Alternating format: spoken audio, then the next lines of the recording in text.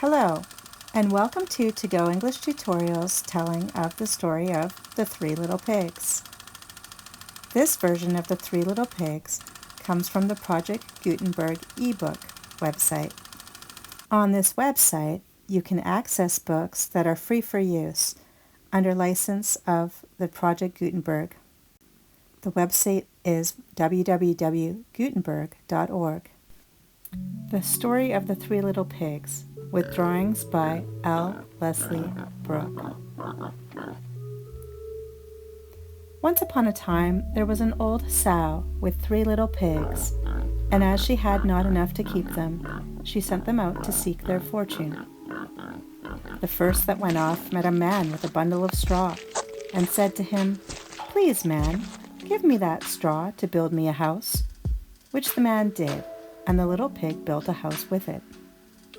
Presently came along a wolf, and knocked at the door, and said, little pig, let me come in."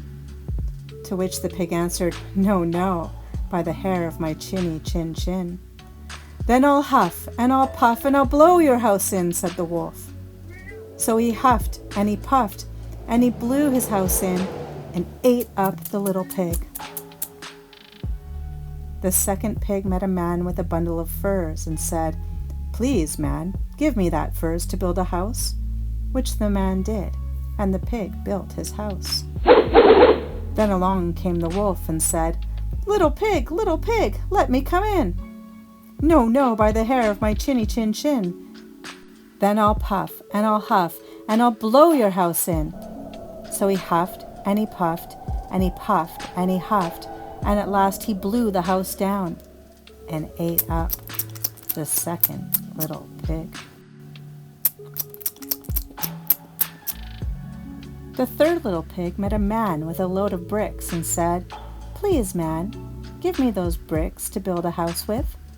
So the man gave him the bricks, and he built his house with them. So the wolf came, as he did to the other little pigs, and said, little pig, let me come in." "No, no, by the hair of my chinny chin chin." "Then I'll huff, and I'll puff, and I'll blow your house in."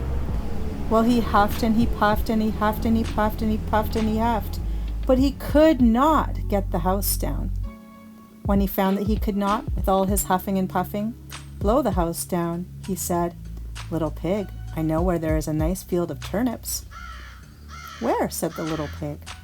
"Oh, in Mr. Smith's home field, and if you will be ready tomorrow morning, I will call for you, and we will go together and get some for dinner." "Very well," said the little pig. "I will be ready. What time do you mean to go?" "Oh, at 6 o'clock. Well, the little pig got up at 5 and got the turnips, and was home again before 6. When the wolf came, he said, "Little pig, are you ready?" "Ready," said the little pig. "I have been and come back again, and got a nice pot full for dinner." The wolf felt very angry at this, but thought that he would be up to the little pig somehow or other. So he said, "Little pig, I know where there is a nice apple tree." "Where?" said the pig. "Down at Merry Garden," replied the wolf, "and if you will not deceive me, I will come for you at 5 o'clock tomorrow, and we will go together to get some apples." Well, the little pig woke up at 4 the next morning, and bustled up and went off for the apples, hoping to get back before the wolf came. But he had farther to go, and had to climb a tree, so that just as he was coming down from it, he saw the wolf coming, which, as you may suppose, frightened him very much.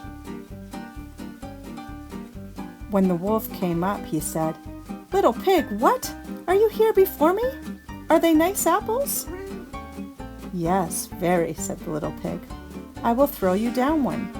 And he threw it so far that while the wolf was gone to pick it up, the little pig jumped down and ran home. The next day the wolf came again and said to the little pig, "Little pig, there is a fair in the town this afternoon. Will you go?" "Oh, yes," said the pig. "I will go. What time shall you be ready?" "At 3, said the wolf. So the little pig went off before the time as usual, and got to the fair, and bought a butter churn and was on his way home with it when he saw the wolf coming. Then he could not tell what to do, so he got into the churn to hide, and in doing so turned it round, and it began to roll and rolled down the hill with the pig inside it, which frightened the wolf so much that he ran home without going to the fair. He went to the little pig's house and told him how frightened he had been by a great round thing which came down the hill past him. Then the little pig said, "Ha! I frightened you, did I?